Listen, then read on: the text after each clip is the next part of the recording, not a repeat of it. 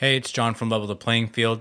Don't forget to follow us on our social media platforms. We're on TikTok at LPF Podcast, Instagram at LPF Podcast, and Twitter at LPF Podcast 86. And while you're at it, don't forget to rate, review, and subscribe on any platform that you're listening to our podcast.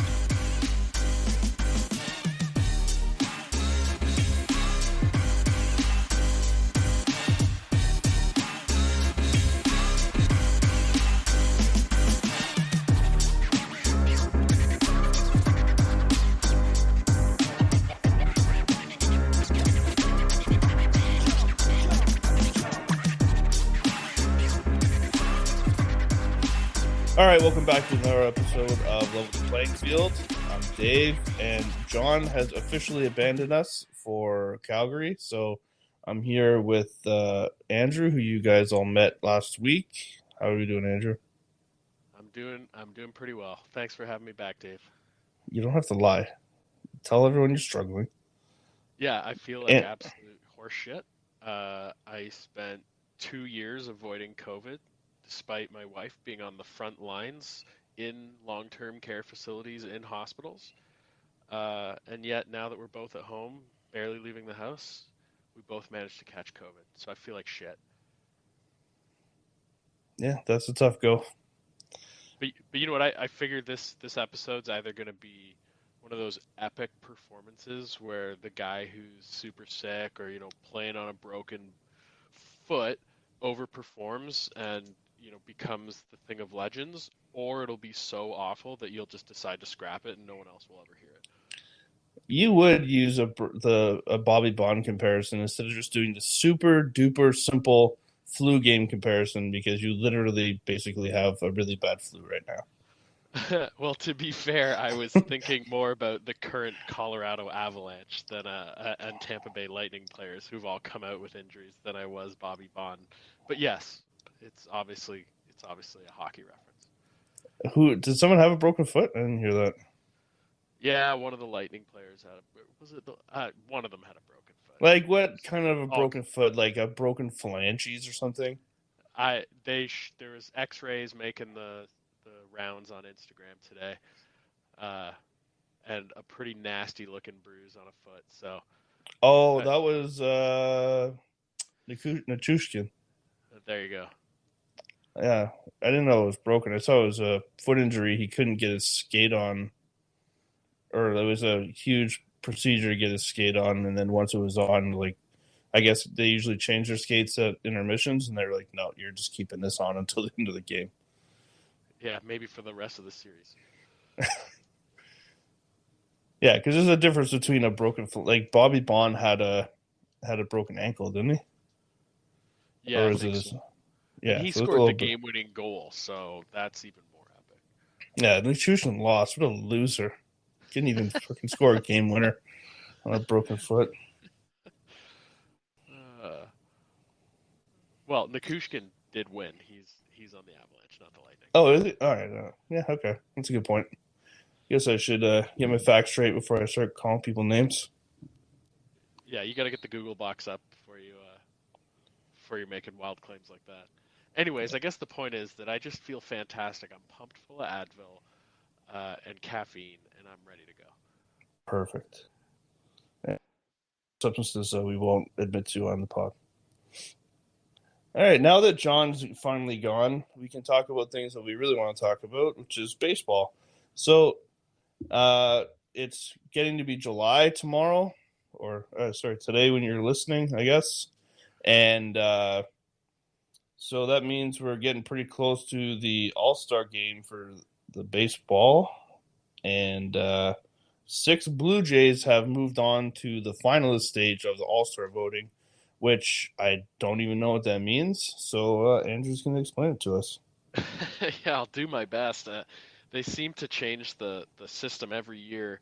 I don't know. They try to make the most boring 4 or 5 sports days of the year slightly more entertaining by changing the the voting system every year. I'm not sure that works, but regardless, this year they let you vote on each position, let fans vote on each position aside from pitchers in the AL and the NL, and then the top two vote getters, like overall, automatically get a spot in the All-Star team, a starting spot in the All-Star team, each respective team.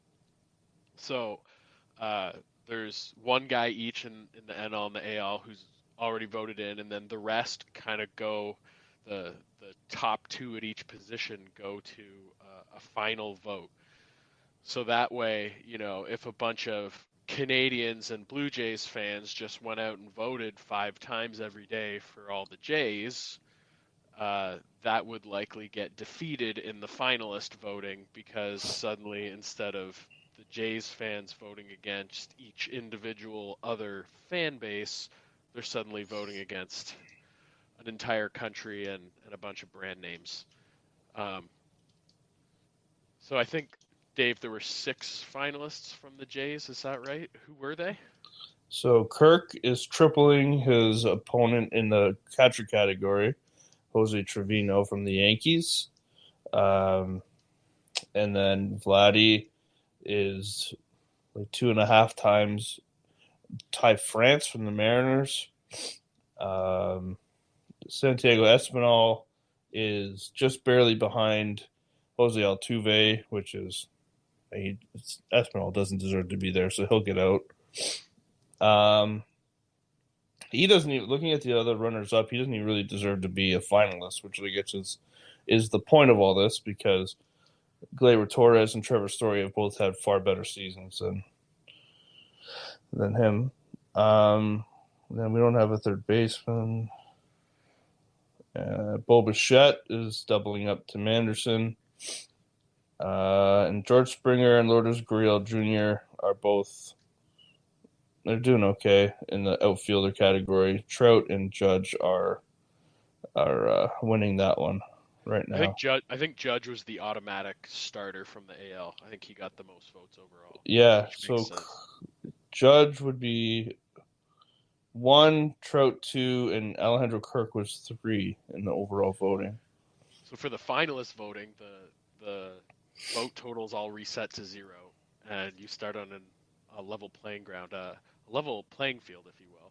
Jesus, it took you too long. You like that? It took you too long to get there. With your opponent. And like I said, my predictions here are that the guys from the Jays who deserve to be there and who are the big names, Vladdy being at the top of that list, they'll win their vote. And hey, Alejandro Kirk also at the top of that list because he's been amazing.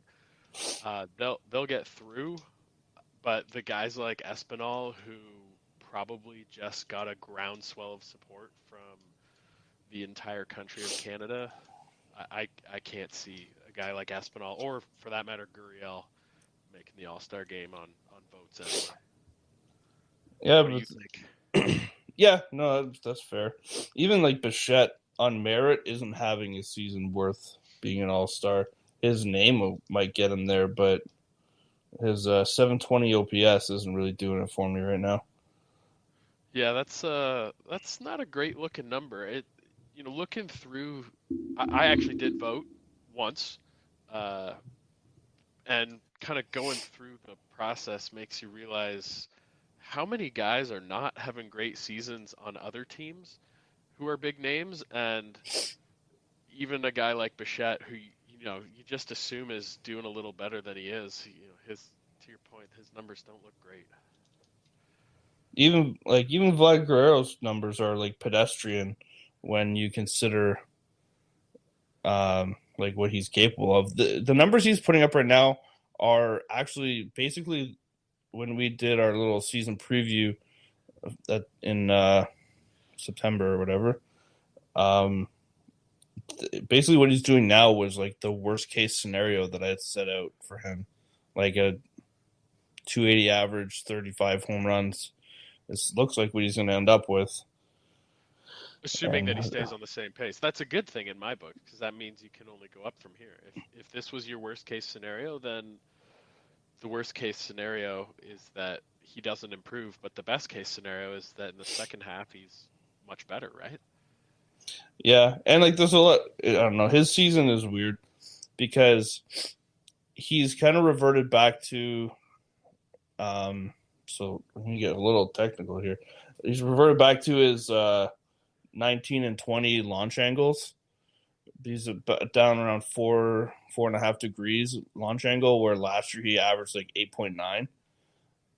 Right, so I think that's leading to a lot. His barrels and his hard contact rates are still in like the 99th percentile for the league, but for whatever reason, he's just not getting the same loft on the ball. And you can see even his home runs, they're all like line drives. None of them are moonshots, right?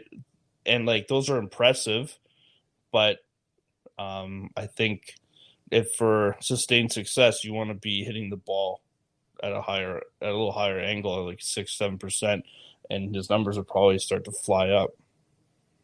So if I'm translating that, he's smoking ground balls 100 miles an hour and sometimes hitting singles between the shortstop and second base, but he's not hitting as many home runs because he's not getting the ball in the air. It's not even just singles. Like his average is way like he should be like a 320 hitter. He's hitting like 260 or 270 right now. Yeah, I mean, even if you're pounding 110 mile an hour ground balls in the MLB, if the guy can get to it, he's going to make the play, right? Not like in our slow pitch where I'm getting the fuck out of the way of that one. Let me see. I'm just trying to look up here quickly. So I'm looking at his dad's numbers. I love that every week or so I see one of those comparisons. You know, he's 443 games into his career or whatever it is, and him and his dad have almost the exact same stats again. Like, yeah, we get it. He's good, and his dad was good. And, you know, this continues to be a really cool thing, but I don't think we need weekly updates. No, definitely not. So yeah, he's hitting 266 right now. I'm trying to find his BABIP because I have this feeling that's going to be wildly low, which means that his luck has been poor and that we can expect a bit of a turnaround, hopefully, like a leveling out. But yeah, I don't know. I don't really see an easy way of finding that right now. So I'm not going to take the time to look. You know, just because you were talking about launch angles and all kinds of numbers that nobody except for you and four other nerds care about, did you see this home run that O'Neal Cruz hit the other night for Pittsburgh? I think it was his first home run of the year, or maybe his first home run of his career. It was like 110 miles an hour at a 17 degree or 18 degree angle that It probably went looked like like 470 feet. it looked like it was still on the way up as it cleared the fence by like a foot. Like it didn't look like it ever even got high enough to be a home run, but it just went on a straight line out. Where did he hit it? I think to center field. Yeah, no, but what field? I'm not sure. Like where the fence is high? Because 17 National, degrees is Nationals Park, maybe? 17 degrees is pretty steep. I mean, don't quote me on it. It might have been 18 or 9. I know it was in the teens. I know it was below 20 degrees. And it was like 110 miles an hour. Anyways, if you haven't seen the video, check it out because it just seems impossible that a ball that doesn't go higher than that could be a home run. Yeah, well, that's what a lot of Guerrero's home runs have looked like too. I've obviously seen a lot of Guerrero home runs, and they're all very impressive. Especially the ones that he hooks to left field on line drives. But this one is to like center field, and just it. I don't know. I can't describe it other than to say it looks impossible. He also looks like he weighs about 150 pounds and shouldn't be able to hit a baseball that hard, but. Those Latin American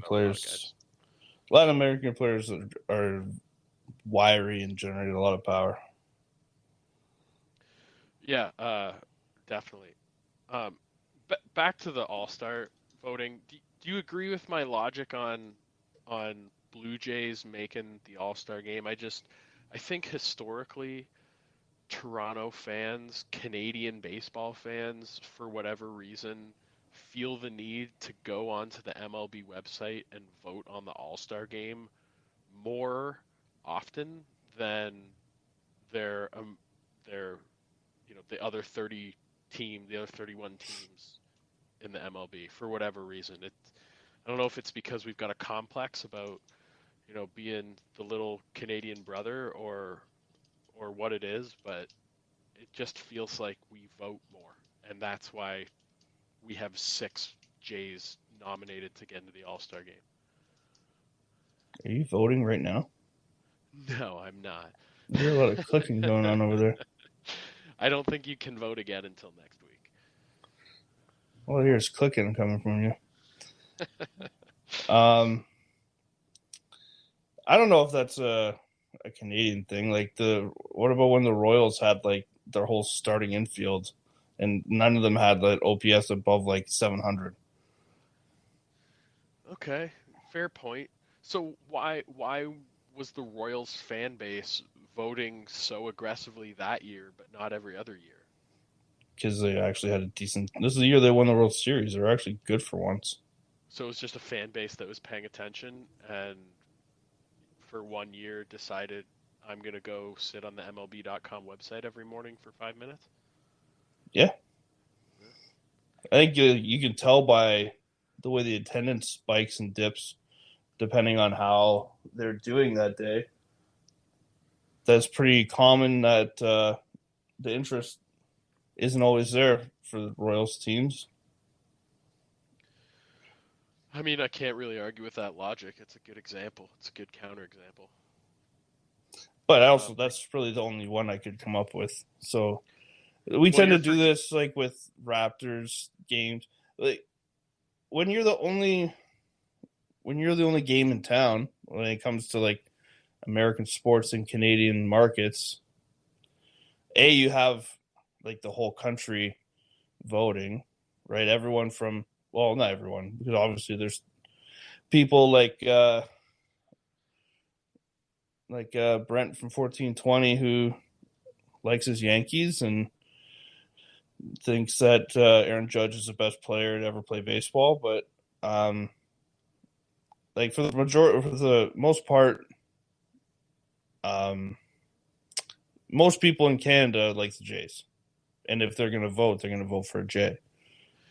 Well, that was my original argument. And so instead of like, so we have our population is a little under 40 million. So that is dwarfed by obviously the American population. But when you break it down to the 29 markets in the States, right, that's significantly larger than most of them, right? Unless you're talking about New York or LA. So I like the very subtle correction that you just made too of my saying that there was 32 teams in MLB. Oh, I didn't even pick it up. I didn't even hear you say that. It's the only sport left that doesn't have 32 teams. Oh no, the NBA only has 30 teams for now. Yeah, well, baseball's the only league where it actually matters because you play every day, and they have to have uneven teams in their fucking divisions. Well, they don't anymore, but they did for years because they didn't play the other league as often. It's so stupid. You mean they had to have even divisions? Well, I mean, one division had 4 teams and one division had 6 because you had to have an even number of teams in each league. Yeah, but you said uneven before. You knew what I meant. And even like the NL had 14 teams and the AL had 16 teams, didn't it? Yeah. Until Houston switched because when they started going to the more balanced schedule with the interleague play. Yep. I also like the way that they're voting for all-star starting pitchers this year. So instead of doing a fan vote, the players are voting for, I think it's 5 starters, something like that. And that way, you're removing some of the fan bias, and hopefully that means you're getting the 5 best pitchers. It's 5 starters and 3 relievers, I think, from each league. So that, hypothetically anyway, you're getting a lot less bias and a much more evenly distributed distribution on the actual voters. So that should be interesting. Yeah, ultimately at the end of the day, like the pitchers get switched around so much because if they're not on the right schedule to be pitching that day, they're gonna get taken off the roster. At least the starters are, anyways, right? Or if like someone's stud closer has a hangnail or something, and they're like, "Oh, he can't pitch," so they're normally like it's like 50% of the pitchers that get selected get changed over anyways. So yeah, I mean, Dave, let's be clear. Nobody's fucking watching the All-Star game except for the people who are there. So yeah, I nobody haven't cares watched who an All-Star actually game. I don't remember the last time I watched an All-Star game. because they're boring as fuck. Like there's nobody to cheer for. They don't matter. It's just like every other All-Star game. There's a complete lack of intensity. You need Pete Rose back taking out Exactly. catchers. Fucking right. Like the good old days. But I guess my point was, because the players are voting on it'll be interesting to see who they think the 5 pitchers are who are the hardest to play against. Obviously, they'll take into account the types of years the guys are having, but I want to see Alek Manoah get the most votes and have a bunch of players explain their rationale for voting for him. I think that He won't be really get the cool. most votes. It'll be Cortez or Verlander. There's so many players with like similar seasons to him. That, like the AL Cy Young race is insane, right? Like you have 39-year-old Justin Verlander dominating. You have Nestor Cortez just like doing stupid stuff. Like even Gosman. Gosman's leading but he's leading the majors in pitcher WAR. Like he's leading the league in fielding independent pitching, right? So like his raw numbers are a little rougher than you'd think, but when you go deeper into taking like some of the other variables out of it, like his the word I'm looking for, his outcomes have been worse than his like outings would suggest. Yeah, by the way, the guy who remembers all your words for you isn't here, so you're I know. Fuck. Yeah, I don't know, man. Tough. I think Alek Manoah's up there in the Cy Young. Like he definitely is. The season ended today. I think he's top 2 or top 3 with Verlander and probably Shane McClanahan. I know you named a couple other guys who are obviously having great years too, but I think those 3 kind of stand above everybody else. Yeah, McClanahan's numbers are stupid too. He has like 100 strikeouts in like 60 innings or something like that. It's fucking retarded. I think it's like 120 and 90 or something like that. Insane. Okay, I think we've talked about the All-Star game long enough, considering neither of us are going to even watch it. Well, speaking of Blue Jay pitching, what do you think their deadline needs are? Well, it sounds like their main concern right now is outfield. Like the only name I hear them talking about is Andrew Benintendi. I think if the Blue Jays trade for a hitter before they trade for a pitcher or 10 pitchers, then they're fucked. Yeah, but you would have said the same thing in 2015 too, or 16, whatever year it was that they got too low. They ended up getting the Price, year they also got David Price. Yeah, but that was after. You said before. They also traded their shortstop for another shortstop. Like you know what? If they trade Lourdes Gurriel and somehow get, I don't know, Aaron Judge for him, then great, good trade. But if they're adding a 4th outfielder instead of adding a 4th or 5th starter or a 2nd, 3rd, 4th, or 5th reliever, that's stupid. Well, you have to take the deals that are available to you when they're available to you. No, maybe the pitchers are looking at the teams haven't decided that they're out of it yet. Yeah, right. So if you can upgrade a part of your roster, right? So this is the argument that I made before they got David Price when everyone was all pissed off that they went and got Tulo. Yes, they traded shortstop for shortstop, but Jose Reyes sucked, right? So they got a good shortstop. instead of their shortstop. Run prevention and run creation, they're not necessarily like, obviously they're different things, but ultimately you just need to score more runs than the other team. So if you are giving up 8 runs, you score 9, you still win. So and not to mention like Benintendi is a better outfielder than Gurriel is as well. So getting him now and then trying to figure out a pitcher later isn't this disaster that you're making it seem like it is. I think if you're trading any of your chips right now to improve in any position other than pitcher, then you're wasting chips that you might later need. I hear you about, taking the deals that are available to you, but if you take a deal that's available to you today and then find out a month from now that if you'd saved that chip that you traded away for Benintendi, you could have had, I don't know, Martin Perez, then you're going to be kicking yourself. You have to be prioritizing pitching. You were already thin on pitching coming into the year, and then Ryu is gone, and tonight's performance notwithstanding, Kikuchi's been almost useless, and he's wrecking your bullpen every 5th day. And you've got, 3 or 4 injuries in the bullpen, including your young stud that you've been waiting for 5 years, and the only guy that you can really rely on is Jordan Romano. And unfortunately, he can only pitch 1 inning, 2 out of every 3 days. So you've got to find guys who can pitch 2 or 3 more innings every day. Yeah, no, I don't necessarily disagree with any of that, except that saving your chips, like what if you end up getting nobody, right? Like you're working under anyway. you're working well, but you're working under the assumption that you're the only team bidding for these players, and it's just a matter of having the right players to give up, right? Like there's a chance that you have all the right players and they don't choose your package. So you got to, they said you have to take whatever you can get.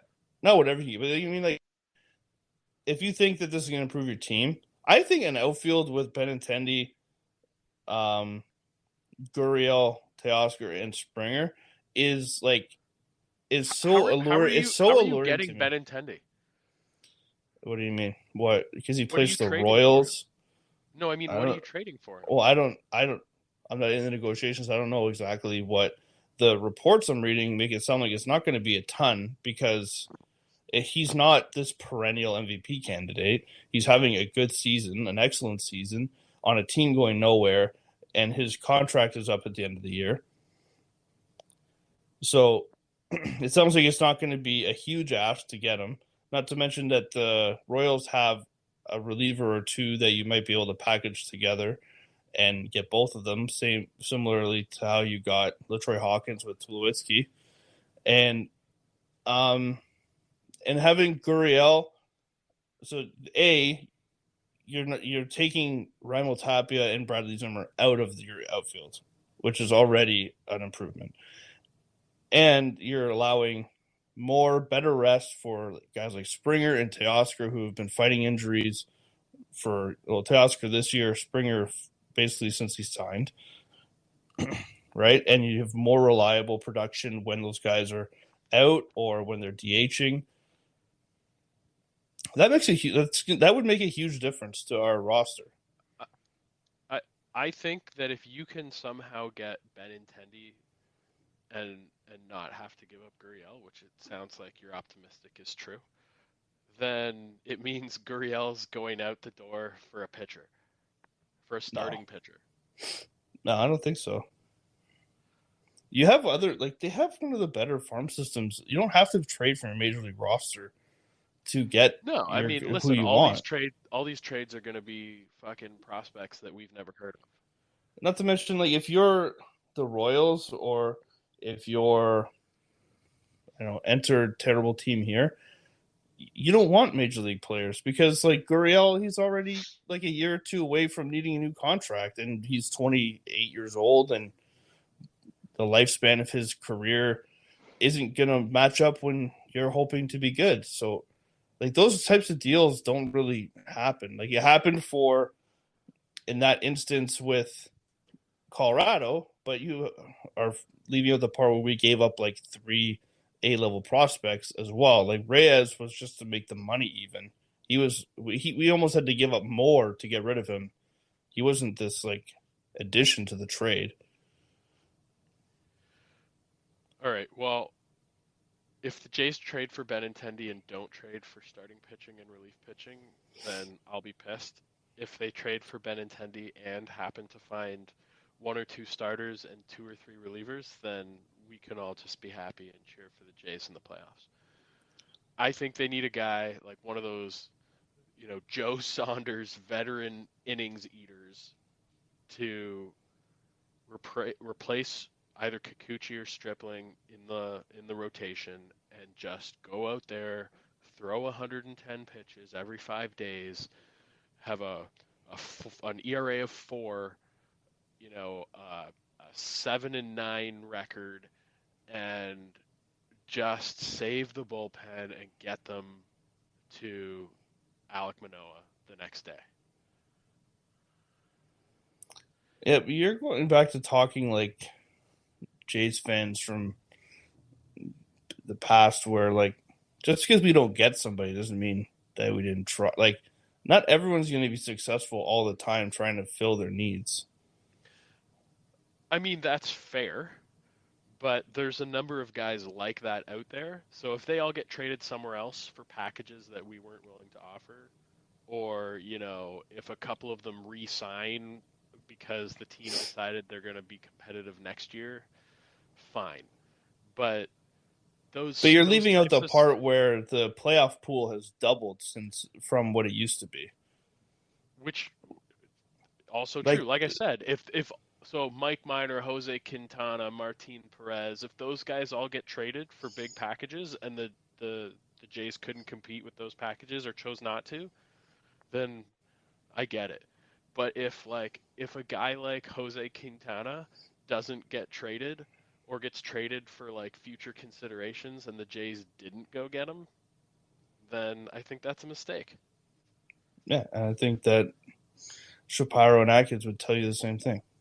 I think we can be pretty confident in basically whatever these guys do at this point. Like I was like Anthopoulos' number 1 fan when he was here.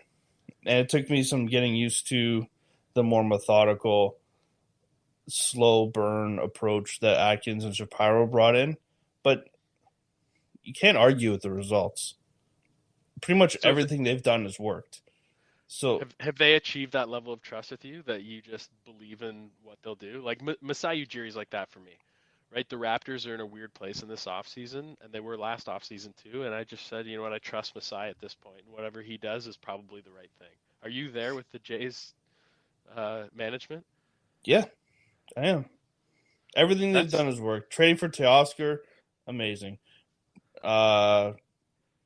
Drafting Bichette, like all these guys that are coming up, signing Springer. They got Barrios when they needed him. They got Gosman in free agency. Like I don't know, like everything they do works, and they're always they're like the perfect mix of like came from a small market where they're creative and know how to run their farm system, but now they're in a place where they actually have some money and they're spending money and they're spending it well. I hope all of the listeners appreciate what high praise this is from Dave Graham. To be praising the management of the Toronto Blue Jays in this way is just unheard of. Really, to be praising anyone in this way is unheard of for Dave, but especially the Blue Jays. I spent like 3 years with Alex Anthopoulos' dick directly in my mouth, so like that's right. So like, it's not like that uncommon that I feel this way, but I do understand what you're saying. You can't make me laugh like that. I'll start coughing. Hey, it's Ebony, and you may know me from such podcasts as the Gruesome Twosome Movie Review. But did you know I also have a solo podcast?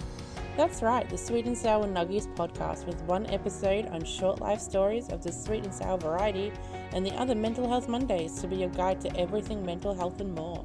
So grab your nuggies and follow us at SS Nuggies Pod on both Twitter and Instagram. Sweet and Sour Nuggies podcast available on Spotify, Google Podcasts, Apple Podcasts, Good Pods and more. Now readily available for your listening pleasure.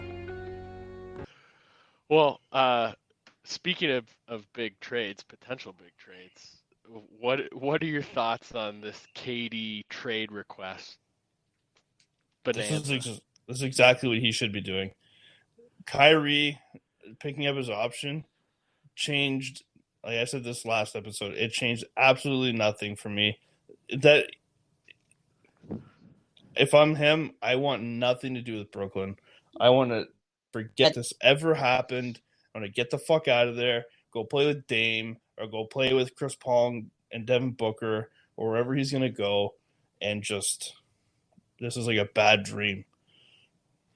What's different today than when he made the decision to sign in Brooklyn in the first place? The fact that everything that he was promised by Kyrie Irving has turned out to be a lie.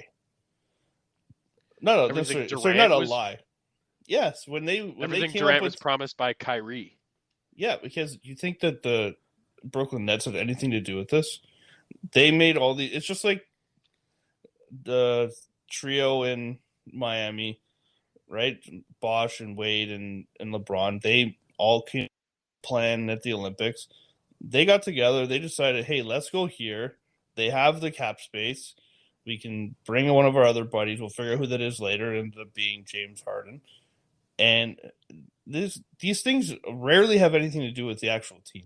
They decided that they were going to do it together. They decided where they were going to do it. And Kyrie didn't hold up his end of the bargain.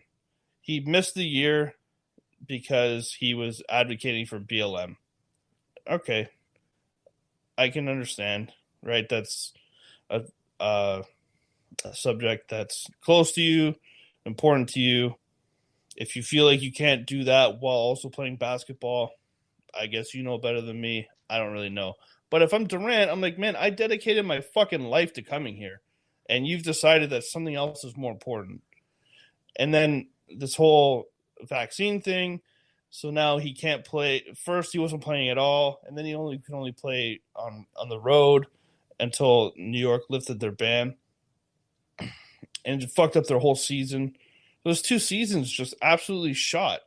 And the first season was a lost cause in the first place because Durant was healing from his Achilles injury. So it's 3 years of this plan just absolutely lost to nothing. So why if after all this, why would you think like, oh, you know what, year 4 will be better? Definitely nothing stupid is going to happen in year 4.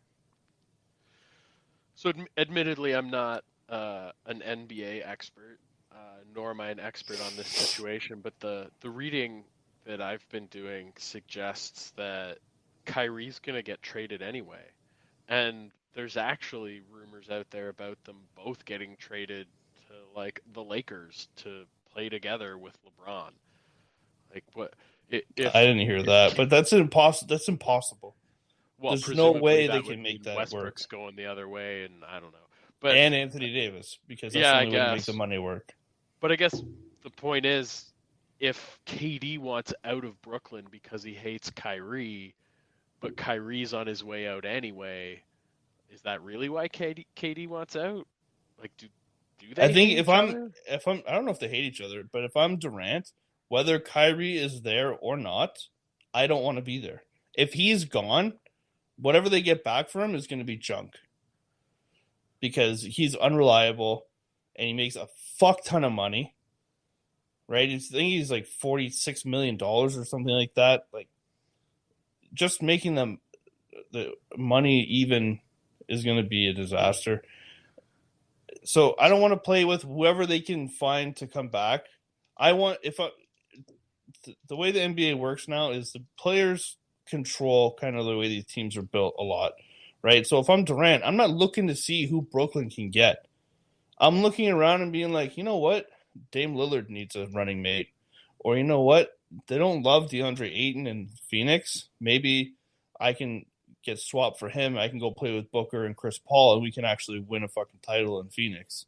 Or maybe, I don't know, somewhere else. Like, there's lots of other options where they can make these things work. And you're choosing who you're going to play with and where you're going to live. I don't think Durant wants out of Brooklyn because he doesn't want to play with Kyrie. He doesn't want to be involved in the Kyrie circus. I think he wants out of Brooklyn because Brooklyn won't commit to Kyrie long term and therefore won't commit to keeping the two of them and investing in the future that Durant wants. Obviously, he's, I'm sure, got sour grapes about wasting 3 years of his career, but that's on him and Kyrie. That's not on Brooklyn. No, it's on Durant because he trusted him. And no, I know it's not on Brooklyn, but I'm saying the team has nothing to do with it. The team is just a vessel for this plan. But that, like, if you go all the way back to when Kyrie was in Boston, he is a lunatic who is just going to fuck up wherever he is at this point. Well, Durant doesn't really have a history of making best friends on the teams he plays on either. Why? Because he got in one argument with Draymond Green on the bench? Well, I get the feeling that the Oklahoma City team aren't all best friends anymore either. Yeah, because Russell Westbrook is an asshole. James Harden came and played on his team voluntarily. Like, he said, I don't want, until he left for Philly. And then demanded a trade. Yeah, because he was sick of Kyrie's shit too. Maybe. I'm just saying, like, I don't know, right? I'm not there, but Durant hasn't exactly, he's been in some situations that maybe don't look the best on him. Whether or not they were actually his fault or whether he just happened to be there for other people's bullshit, I'm not even sure what you're referring to.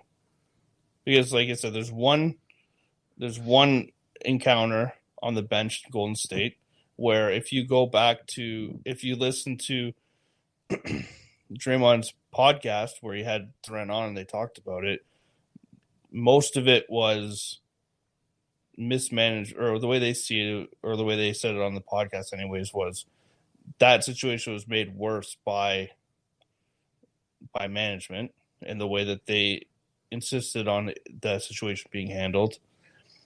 And then they won 2 championships in a row. Like, I don't know. Seemed pretty. Usually, teams that hate each other aren't able to do that.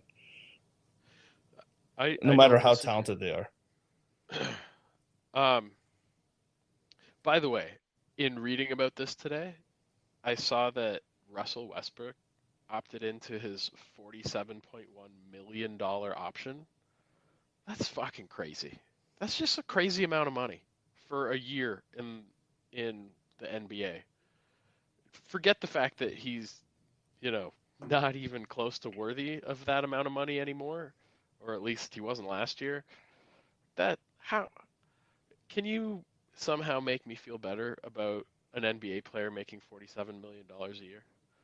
The league brings in $8 billion a year, and they only have 12 players on each team. I need more math to help me feel better. I can't sleep at night knowing that Russell Westbrook makes $47 million a year. How much does LeBron make? Does he make more?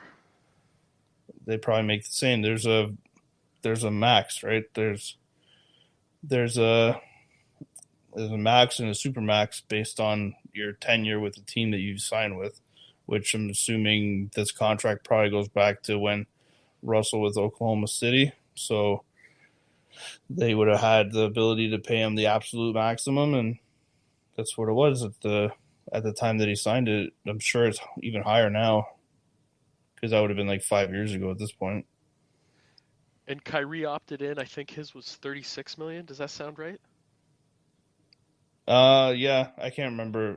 I've seen so many numbers on the ticker today that I can't remember exactly which one was his, but yeah, that sounds about right, because he would have been signing a contract so he signed a free agent deal with Brooklyn, so his earning potential is significantly less than if he had re-signed with the team that had his bird rights.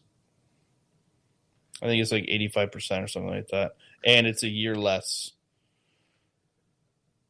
which is why he had to pick, right? So if he had signed with the team that had his bird rights, he could have signed for 5 years. Whereas signing a new free agent deal with a new team, he can only sign for 4. And I'm pretty sure the max is 85% of the max that you're of the team that holds your bird rights. Okay, so he opts in to a $37 million option. And then, and rumor has it anyway, that he's still going to find his way out of Brooklyn, which also probably means that whoever he's traded to is going to be negotiating an extension on that contract. Like this, for a guy who couldn't even practice in his home state last year, this guy's got an awful lot of money and an awful lot of control over his future. It's very frustrating as a Toronto Maple Leafs fan to be reading about these obscene numbers. No, you can thank your buddy Gary Bettman for that. It's the only league in the world that has a hard cap like this, right? So it causes a lot of problems when you try to keep a team together and you have no wiggle room there's no credit for building a team from the ground up. It's just as soon as they start to make money, you're fucked. Even like if you have a few stars and you have some role players who come up and are maybe like could be a little more than a role player on some other team, you can't pay them to stay. Right? If you could go be a second liner on Nashville instead of a third liner on the Leafs, right? You're going to go make that extra $2 million a year, and you do that a couple times with a few players, and all of a sudden you fucked your cap up. And yep. So, well, not just that. It's also the league that's growing the least at the moment, and that, unlike the NBA, where, to your point, there's only 10 or 12 players, and really you only have to pay, 7 or 8 of them. 4. Although Chris Boucher today re-signed for 3 years and $35 million. Yeah, but like if in comparison, like $12 million a year is more money than any NHL player is going to make next year. Yeah, go ahead. But Chris Boucher makes more money than Austin Matthews. Yeah, that's fucked. It's reparations. That's inappropriate. Yeah, I don't know. It is what it is. Right? The league isn't like it's the big 4, but like the hockey is way behind. Yeah, in terms of income. So maybe the NHL needs a live hockey league. Just blow things up. I guess it would just bankrupt them. Like all the teams that the league is trying to keep afloat that shouldn't even be teams. It's just going to lose like 25% of the league. I want one of the North American leagues, and maybe the NHL is best positioned for this, to do what they do in English soccer. Bottom 3 teams, you get relegated. You got to go play in the AHL next year. And the top 3 teams in the AHL get to come play in the NHL. Let's see what happens.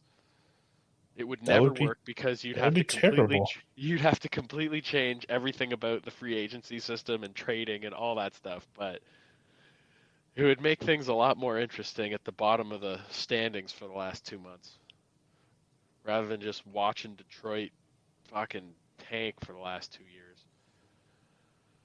Yeah. But anyways, I know you had questions about the Leafs cap situation, so hit me.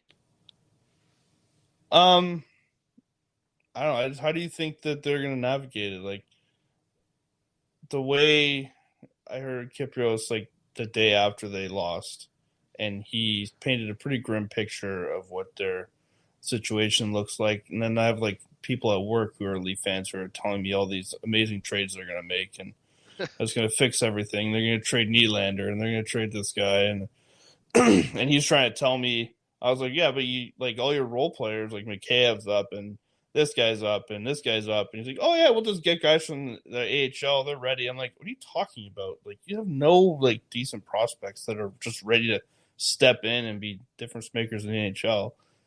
I say if you did, they would have been there because you're fucking playing Jason Spezza like 10 minutes a game and all these other guys that like you.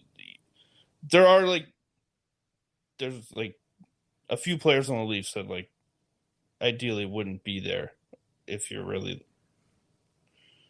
right, like Justin Hall and a couple other guys.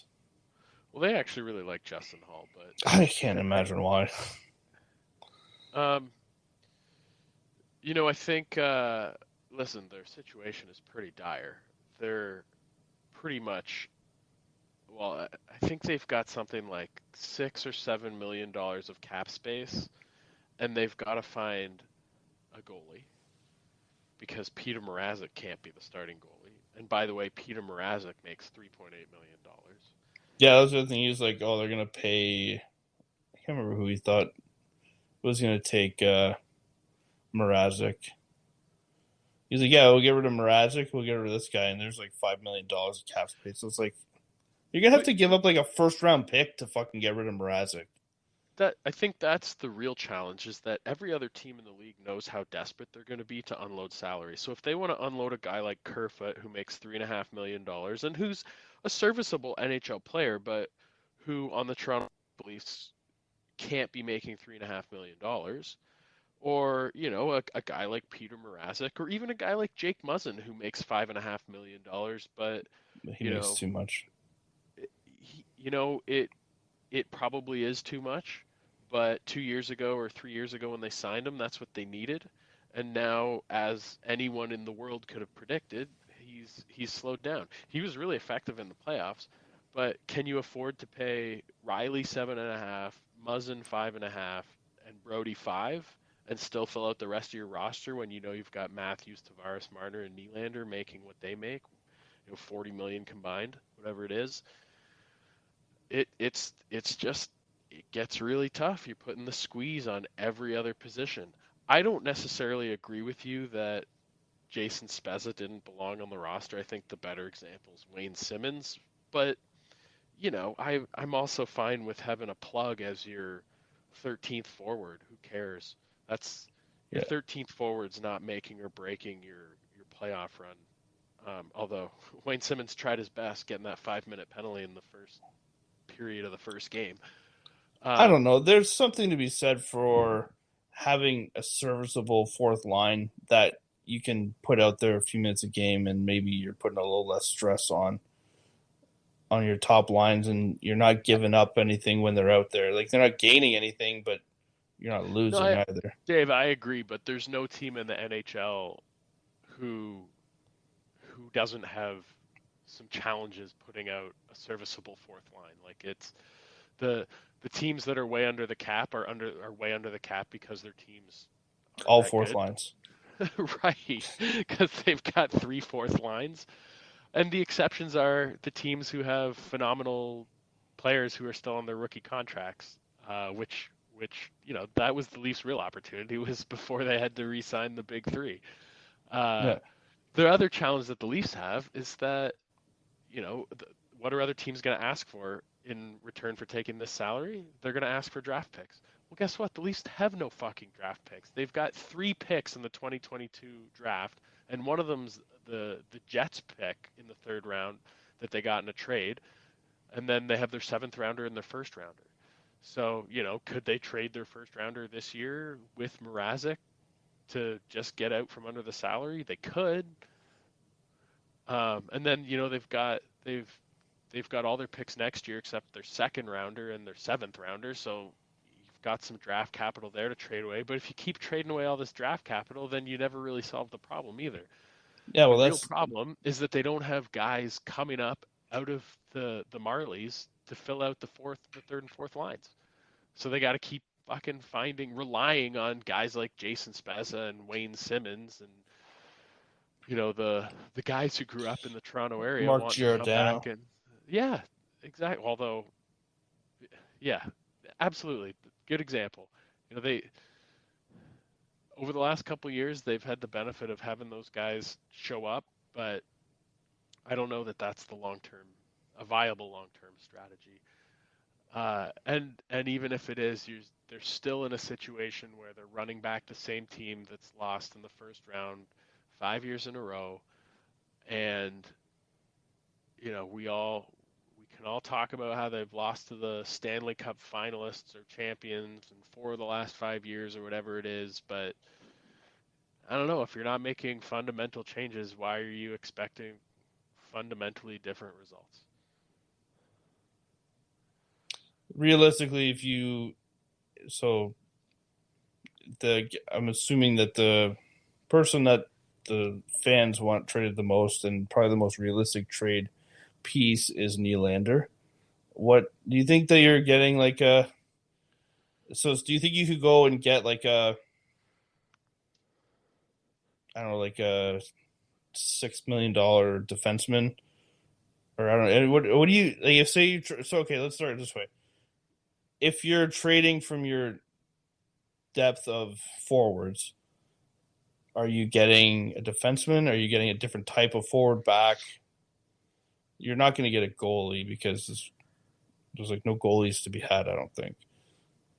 No good ones, anyways. I mean, there are goalies to be had. If you want Darcy Kemper. Well, John Gibson in Anaheim is a trade target. Apparently, yeah, but doesn't he make close to $10 million? I would guess that his contract looks similar to Nylander's actually, but I haven't done a full canvas of the NHL. Actually, he makes a little bit less than Nylander. So I guess you know what, you and I may have just solved all the Leafs' problems. I actually don't think, unless you're trading away some of the defensemen you already have, I don't think trading Nylander or any other forward for more defensemen is the right strategy. I think. Are you working under the assumption that Sandin and Liljegren are in there from the first day to the last day next year? Pretty much. Barring injury, obviously. Injury. Yeah, I was just going to say, I think if the Leafs are going to be successful, then Sandin has to emerge as a good offensive defenseman, and him and Liljegren both have to be solid defensively. Sandin's got to be able to play in the top 4, and Liljegren's got to be able to consistently play with Giordano in your third pairing. And then, one of Hall or Muzzin is then your odd man out, assuming that again, there's no injuries. But I think, with Rasmus and Liljegren being the age they are and being on the contracts that they'll be on, Sandin's a restricted free agent, but he won't, he's not going to make. He'll probably get something similar to what Liljegren just got. Yeah, probably. Meaning they are your low-cost youngsters who are always the key to making a good team great. And if that happened, that gives you the ability to trade Jake Muzzin. Now, I don't know if there's anyone out there who wants Jake Muzzin. I don't know if that's a case where you're having to include other pieces to have a team take him off your hands. I don't know if you'd have to match salary, but I think he's a candidate to move. Phoenix probably needs help getting to the floor or something. Perhaps, although I don't know what you want back from Phoenix. To be honest, the $5 million would be good. I mean, if you're trading Nylander, what you're probably looking for is cap space so that you can go out and sign 2 or 3 other players if you're not getting a goalie like John Gibson. Yeah, but you can't trade Nylander for draft picks. No, you're probably trading him for, I don't know, pieces. Yeah, but who? So say you're not going to get who in the right mind would trade you anyone who in the next 2 or 3 years could be Nylander for Nylander, who's not making Nylander money. I think that's what you're getting for Nylander. I think what you're getting for Nylander is third line pieces. So you're getting worse.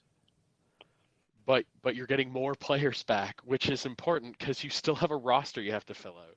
Right? That I don't think you should be trading Nylander. I'm not a Nylander fan. I love the every third game where he actually tries hard. I love watching him with the puck because I think he's got elite talent. But watching him in his own end is painful. Watching him float around, not worrying where anybody on the other team is, not willing to ever stand in front of a shot, not willing to move his feet to make a play is painful. If I ever had a player on my team that I coach play like that, he'd be on the bench in a heartbeat. I don't give a fuck how elite his offensive talent is. Yeah, but there's like 2 wingers like that on every team. That's fine. I'm telling you how I would treat them. I don't know. Especially if you make $7 million fucking dollars. Yeah. What I was saying to this guy who thought that the Leafs were just gonna be able to make every trade they ever wanted to get out of their problems was that, like, I understand that, like, this wasn't really in their control, but ideally, before you signed Tavares, you'd have got all of your extensions out of the way, right? Because how do you ask? I don't know. This probably isn't even worth talking about because it's so hypothetical and doesn't matter. But, like, how do you ask, like, Austin Matthews, for example, to sign for 9, right? Or take like Crosby and Malkin, for example, are the example of the guys who took way less than they could have, right, to try and keep more talent on their team instead of like Taves and Kane, who, well, even though they ended up being more successful, they kind of like got whatever they could, right? So how do you ask Matthews and Marner and Nylander to take less, and meanwhile you're bringing in Tavares for what was he making, 12 or 10 and a half, something like that? 11. Right? 11, yeah. I mean, you definitely can't go back and redo the past, but and like you definitely have to sign all those guys too. I'm just saying it would have been easier. It would have been an easier negotiation if, in some mythical multiverse, you were able to get all those extensions done before you did the Tavares contract. I think they signed Tavares on July 1st, which means that would have been the first day that they were even allowed to sign those 3 extensions, because they were all, actually maybe even only Nylander, because Matthews and Marner couldn't sign extensions till the next summer. For another year, yeah. But this is what I think management was saying. If Matthews and Marner and Nylander continue on the trajectory they're on, we're going to win 2 Stanley Cups in the next 2 years or get very close, because they couldn't possibly have the years that we think they're going to have and us not get past the first round and make some noise in the playoffs. Well, they were wrong, because they've lived up to every expectation and they haven't got out of the first round. That's exactly right. But you know what I mean? If they make it to the I don't know, the conference final, the Stanley Cup finals, and then you get to the offseason, you start talking contract, you say to Matthews, do you really want to break this up? Like, we've got such a good thing going here. We're going to bring everybody back. We're going to run it back, and we're going to make sure that we win this Stanley Cup. And if you take a haircut here and Mitch takes a haircut there, then we can afford to bring in this other guy. But they couldn't have that conversation because they had exactly the statistical results that everyone hoped they'd have, except the Leafs didn't fucking win. And then they were fucked. And yeah, Dubas fucked up Nylander's contract negotiation, which then gave him 0 leverage with Marner and Matthews. I think he fucked it up. Like, what do you think? What would he? You can't let a guy sit out and then give him everything he wanted anyway, the day before the deadline. Like, he caved. Yeah, because he also has to fight if you let him sit out and your team loses in the first round. If you were prepared to cave, you should have just given him the money in fucking August. Which, by the way, also would have made the team better, because Nylander was absolutely terrible after he signed that contract for the rest of that season. Yeah. But then you have no leverage with Mitch and Austin the next summer. You can't say, I'm willing to have you guys sit out a season if you won't sign at this number, because they'd be like, no, you're not. We know you're not. We know you're bullshit.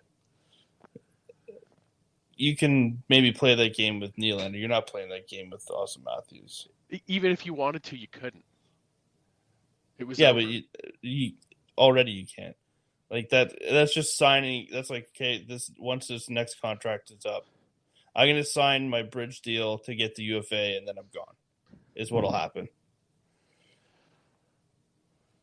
if you let him sit out for a year.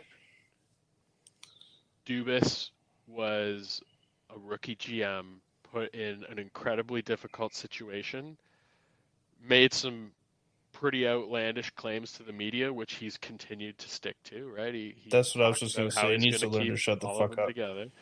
Yeah, I think he has learned a lot from those experiences, but unfortunately, it's put the Leafs in a very tough cap situation today.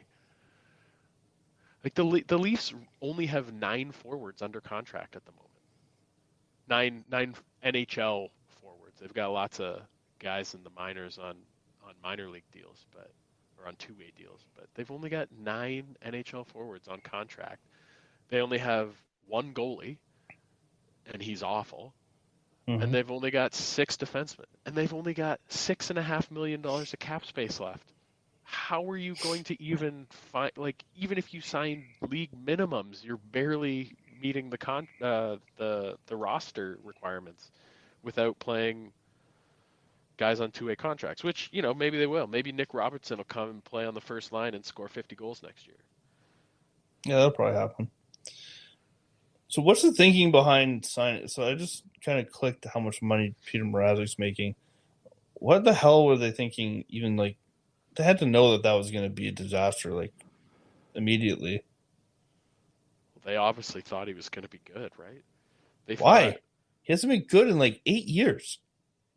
He has always shown flashes in his career of being able to be good. Like oh my God. I'm not defending the signing because I think it was obviously a terrible signing.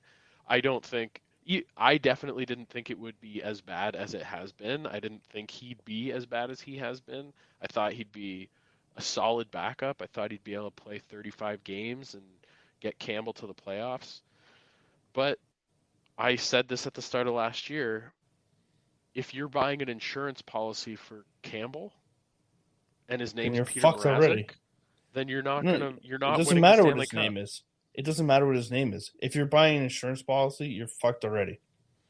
And if you're paying him $3.5 million to do it, then you fucked yourself twice. I mostly agree. Jack Campbell needed to be your guy last year if you were going to win the Stanley Cup.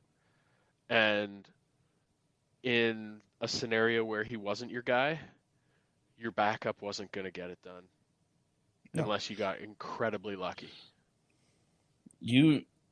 When you allocate the kind of money that you have allocated to a small group of players, you need to know what you're getting from the other guys. And it doesn't necessarily have to be like Jack Campbell doesn't have to win the fucking Vezina, but he can't go from winning the Vezina to being like one of the 5 worst goalies in the league. Like you can't have that swing of production. You need like a solid middle, right? And then you just have to know what you're getting. So you can't have these backup plans. You need sure things. And I know that's hard to get, but I don't know. Like, do you understand what I'm saying? I 100%. I totally agree. I think they thought Mrazek was a sure thing backup because he's basically been that for his entire career. Is this guy who like kind of sort of shows flashes, but is a serviceable backup. But why are you paying your backup goalie $4 million? No.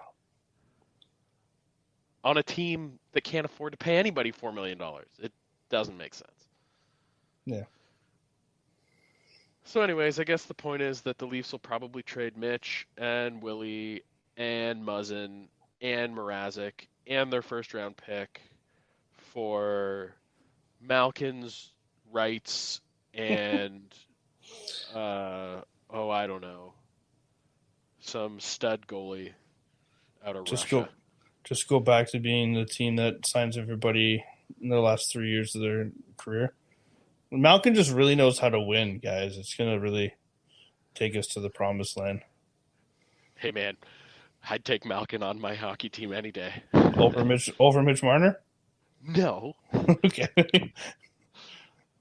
Over Peter Mrazek. Let's trade Peter Mrazek for Evgeny Malkin's rights, because he's not signed right now. He's an unrestricted free agent as of tomorrow. Yeah, and you're gonna get him for the $6 million that you have in cap space? Well, once we trade Mrazek, Dave, we're gonna have $9 million. God. Okay. All right, so Andrew, you want to read the Would You Rather, or you want me to do it? No, you read it. All right, so this is Andrew's question. Would You Rather, which I think it's interesting. I could go either way on this one. So, would you rather watch the big game at home alone, where you're left alone to freak out or whatever on your own and concentrate on the game, or would you rather be at a bar or with a group of friends? What do you think, Andrew? Yeah, so this one it is a tough question. I very much enjoy watching a game with a bunch of buddies, at a house, at a bar, making a night of it, having a couple pops. But for a really big important game, especially a hockey game, so like think Olympics, think Leafs in the playoffs, I prefer to be at home where I can actually focus and watch the game. When I'm at the bar, drinking and hanging out with friends, I find I'm distracted from watching the game, and you miss plays and you're not necessarily paying attention 100% of the time. So the best example is actually when Crosby scored his goal in overtime in Vancouver. I was at home with my parents watching the game, and we were focused on watching the game. There was no talking. I have had lots of great experiences watching games at a bar. Lots of exciting moments. I was at a bar for the Bautista bat flip. I was just going to say that. I literally cried as we all stood screaming, and that I'll never forget where I was for that. But for whatever reason, I baseball's different for me, where you don't really have to be paying attention all the time to baseball. I disagree. Know what's going on.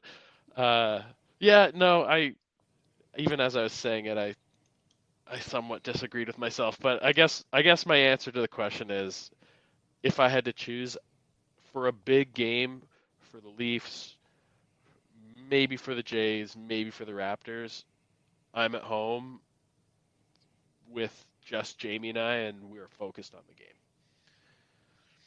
What about you? Yeah, so the way I see it is, if we're talking about just strictly watching the game, I'm 1,000% at home by myself, not talking to anybody, not doing anything, but staring at the TV and being like a ball of stress, right? which is actually like most of you don't know me. That's just very uncommon for me. Like, I'm pretty laid back in my everyday life. I get worked up over certain things, but like stress isn't normally something that gets to me. When I'm like watching a Blue Jays, especially like slower sports like baseball, or even like this football isn't considered a slow sport, but there's a lot of like thinking in between plays where like you're like, oh my god, what's gonna happen before anything's even really happening. I'm just sitting there like staring at the TV, like crazy intense, like what's gonna happen. But if you're gonna like grow the situation to maybe like including the celebration, I would be upset that, like, for example, the Bautista bat flip would be something you'll never experience anything like being in a group for something like that. But like so if you're like talking about like say your team wins the Super Bowl, yeah, I'm gonna want to be in a group of Steeler fans celebrating that with people. But for the actual game watching experience, I got to be at home by myself. You got to leave me alone. Or I'm just gonna be miserable to be around. So in your ideal Super Bowl, you watch the Steelers win by yourself at home, and then immediately step into a party full of other Steelers fans. Is that right? Yes. Okay. That makes sense to me. That weirdly makes sense to me because I feel the same way about the Leafs being in, Game 7 of the Stanley Cup Finals. By the way, we totally left out the option of being at the game. I think we would At the both game say sucks. I would way rather be at the game than anywhere else in the world for one of those big moments. No, that's actually a Twitter question that somebody asked today. I can't remember who, but they said what sport is better enjoyed at home than at the game, and someone was like football, and I responded all of them. I disagree with you on that one. I have been at Leaf games. I was at the Doug Gilmour wraparound game. I've been at Leaf wins in the playoffs the last couple years. I was at the Jays game where Donaldson kind of stole home. I think it was the first round sweep of the Rangers, 2016 maybe. Yeah, he took home on that play to first. Yeah, when the first baseman bobbled it. I think it was Moreland maybe. But I mean, those moments, like being in the stadium when the whole stadium is erupting, there's nothing else like it. It's so awesome. And because at least this is my experience, because I'm there and there to watch the game, I'm watching the game. I'm not talking to the people around me. Of course, I'm chatting with them, between innings and stuff or intermissions. But like, that's where you and I are different. I'm not talking to anyone around me, no matter what. Hey, like I'll be at the game tomorrow, and there's not a 0% chance I talk to anybody that I didn't go with. Well, I'm mostly talking about the people that I'm going with. I'm not making friends with all of the people around me. Depends how much alcohol I've consumed, really, how many friends I'm going to make. Or if I'm with Jamie. Jamie makes lots of friends, no matter what. Yeah, fuck that. I got friends. I don't need more friends. Well, I was kind of hoping we'd disagree on this one, but it sounds like we'd both rather be at home, focused on the game, and then magically teleport to the celebration with all the fans once it's over. Yeah, because if we lose, I do not want to be around anybody. Like, that's the other part of it too, right? Like, worst case scenario, things don't go our way. Like, I'm turning the TV off and I'm going to punch something, and like, you don't want to be around me. So, when the Leafs gave up their 3-goal lead to the Bruins and lost in overtime, Jamie and I were sitting at my parents' house, just the four of us watching together. When that goal went in overtime, I got up and walked out the door, got in my car, and drove away. I left Jamie at my parents' house. I was so angry I didn't say a word, and I just left her. That's the proper reaction. I think she was so pissed she wasn't even mad at me. Oh, so speaking of awful first round losses, what did you think of when we were talking about the Tampa Bay Lightning's path to the Stanley Cup final? The Leafs gave them the longest series. So what did you think of my redrafting of the series? And technically the Leafs were the Eastern Conference final series because they went 7 games instead of the other games. If you're not first, you're last. That's what I think. Completely irrelevant. Yeah, if you want to be the best, you got. And they lost to the Lightning, just like they lost to all those other teams that went to the finals. Nobody gives a fuck. Win a goddamn playoff round. Just win. No, I was hoping you thought you'd call me an asshole or something for even bringing it up. No, if you're not. That was really the only reason I said it, was to get you and Scott mad. Yeah, you and Scott mad. Thank you for continuing the tradition of quoting Talladega Nights on every episode. The least I can do. Okay, well, thanks, Andrew, for filling in. You'll probably hear him a few more times over the next month or so because John won't be back for a little while. So, yeah, it's been another episode of Level the Playing Field. Thanks for listening.